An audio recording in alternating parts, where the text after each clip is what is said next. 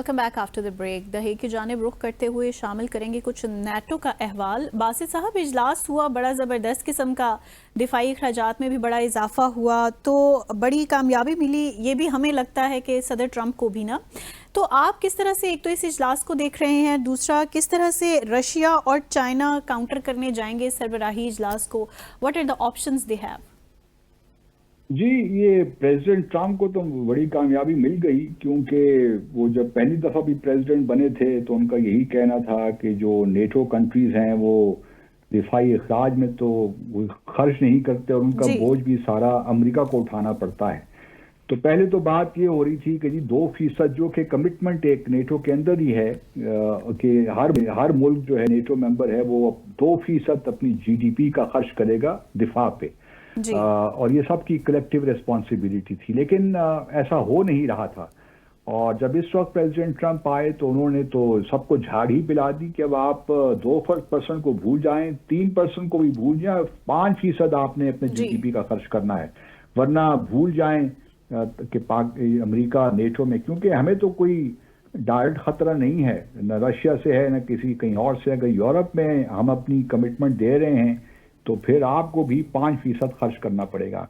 Interestingly जो Hague summit declaration issue हुआ, ये बड़ा ही मुख्तसर है और मेरे लिए बड़ी हैरानकुन बात है कि बड़ा ही मुख्तसर है। शायद और बहुत से इश्यूज हैं जिस पे कंट्रोवर्सी या एक लिहाज से आप कह सकते हैं कि डाइवर्जेंसेस थी अमेरिका और बाकी नेटो मेंबर कंट्रीज के दरमियान, लेकिन ये जरूर है कि प्रेसिडेंट ट्रंप को ये कामयाबी मिली। और इस डिक्लेरेशन में पहला जो पैराग्राफ है, पैराग्राफ 1, वो यही कहता है कि तमाम ममालिक जो हैं 5% अपना जीडीपी का खर्च करेंगी, लेकिन ये होगा स्टेजेस में, और बाय 2035 तमाम ममालिक ऐसा करने के काबिल होंगे। क्योंकि ये भी हमें मालूम ही है कि बहुत सी जो यूरोपियन नेटो कंट्रीज हैं यूरोप में, वो वेलफेयर स्टेट्स हैं, तो उनके लिए बड़ा मुश्किल होता है कि अपने वेलफेयर सिस्टम से पैसे निकाल कर डिफेंस पे खर्च करें। लेकिन मेरा ख्याल में प्रेसिडेंट ट्रंप ने इन सबको झंझोड़ दिया है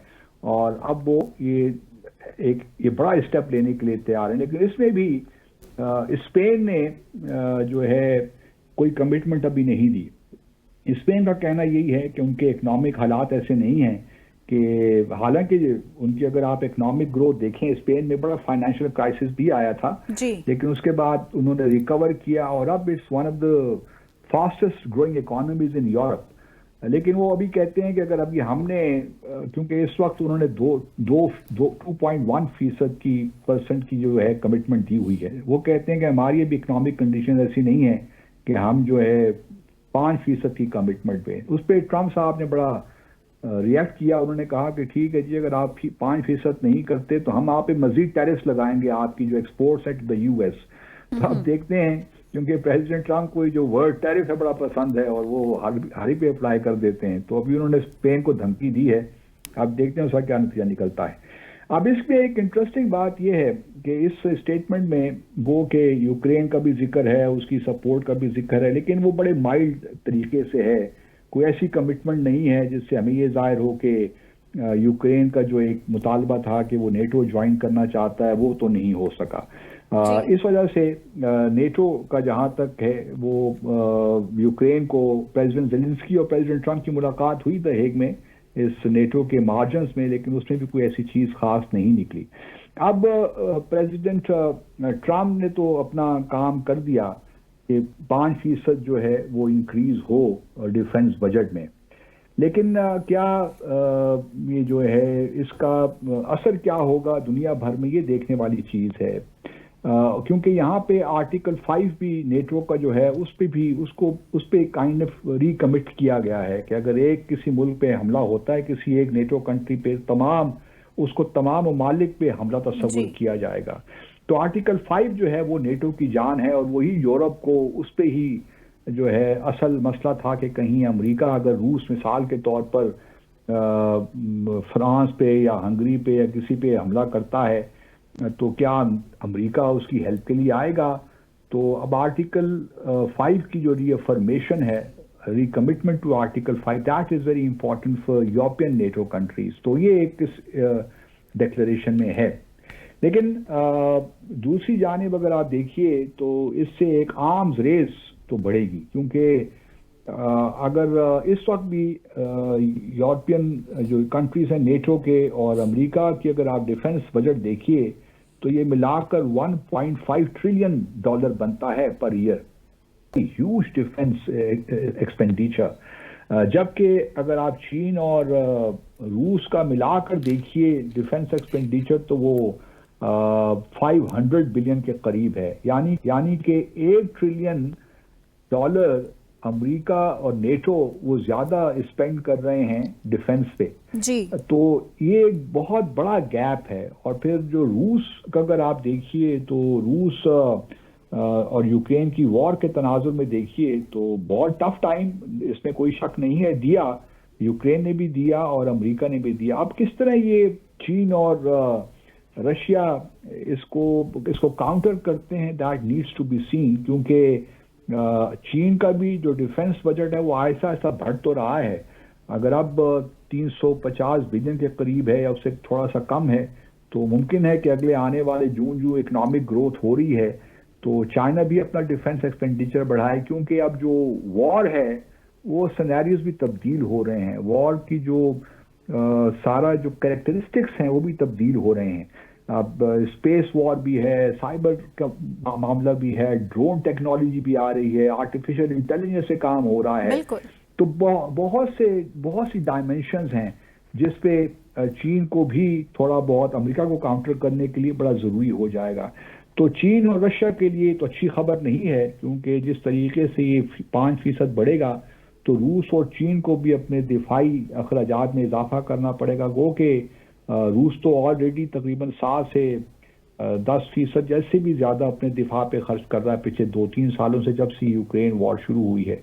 तो अब मामलात कुछ गंभीर होते जा रहे हैं यूरोप के लिए, खास तौर पर चाइना के लिए भी, क्योंकि अमेरिका इंडो पैसिफिक में ज्यादा एक्टिव है। अगर ताइवान पे लेट से चीन कोई हमला सोच रहा है कि वो बाय फोर्स यूनिफाई करे ताइवान को, अगर ताइवान की हुकूमत जो है कोई ऐसे इकदाम लेती है जो कि टोटल इंडिपेंडेंस की तरफ जाए तो फिर चीन को लामहला वहां भी इकदाम करने होंगे, ताकत का इस्तेमाल करना होगा। तो इन तमाम चीजों को सामने रखते हुए मैं समझता हूं कि चीन और रशिया इसको किसी न किसी तौर काउंटर करेंगे। यहाँ पे ये भी बात मेंशन करता चलूं मुंतहा कि आज नेटो के इजलास के बाद यूरोपियन यूनियन का इजलास भी हुआ और वहां भी यूक्रेन को एक सेटबैक हुआ, इन द सेंस के यूरोपियन यूनियन जो है एक कंसेंसस के साथ फैसला नहीं कर सका कि आया जो यूक्रेन की मेंबरशिप है ईयू की उसको एंडोर्स किया जाए। और उसमें एक मुल्क जो है उसने अपोज किया और वो मुल्क है हंगरी। विक्टर ऑर्बन जो हम जानते हैं कि राइट विंग के हैं, प्राइम मिनिस्टर और प्रेसिडेंट ट्रम्प के बहुत करीब हैं, वो माजी में भी जो है बहुत ऐसी पोजीशंस लेते रहे हैं कि जो यूरोपियन यूनियन की पोजीशन से मुख्तलिफ रही है। तो एक हवाले से अगर आप देखिए तो यूक्रेन को सेट बैक हुआ है, जहां यूक्रेन की नेटो की मेंबरशिप भी अब खटाई में पड़ गई है, वहां यूरोपियन यूनियन में भी उस तरह वो एक्साइटमेंट नहीं रही कि यूक्रेन को हम ईयू में शामिल करें, क्योंकि इस वक्त मिजाज यही है कि और पॉलिसी शायद यही है कि किसी तरीके से प्रेसिडेंट ट्रम्प के 3.5 साल गुजारे जाएं और उसके बाद फिर देखा जाएगा कि किस तरह यूक्रेन को हम हैंडल करें। इस वक्त यूरोप को अमेरिका की बहुत ज़रूरत है, ख़ास तौर पे यूक्रेन वॉर के कॉन्टेक्स्ट में। और चूंकि इस द हेग नेटो डिक्लेरेशन में यूक्रेन का जिक्र है, उसमें भी कमिटमेंट है कि हम यूक्रेन को सपोर्ट करते रहेंगे, लेकिन वो बड़ी एम्बिगुअस सी लैंग्वेज है, इसलिए अमेरिका उस बारे में कोई इतना वहाँ भी कोई ऐसी एक्साइटमेंट नहीं है कि वो अपनी जो पहले एड तो उन्होंने बंद कर दी है, मिलिट्री एड। अब अगर वो डील साइन कब होती है वी डू नॉट नो, गो के कुछ लोग कहते हैं हो गई, लेकिन अभी तक सही मानों में अर्थ जो मटेरियल्स हैं उनकी जो डील होनी है वो भी किसी सही नुक्ते तक नहीं पहुंची। इसलिए बहुत से इफ्स एंड बट्स अभी मौजूद हैं, लेकिन एक इंटरेस्टिंग समिट प्रेसिडेंट ट्रम्प को कामयाबी हुई और हम देखेंगे आगे मामलात किस तरह चलते हैं। Thank you. सही तो यहाँ लेंगे मुख्तसर सा वक्फा, ब्रेक के बाद वापस आएंगे और शामिल करेंगे कुछ SCO का अहवाल भी।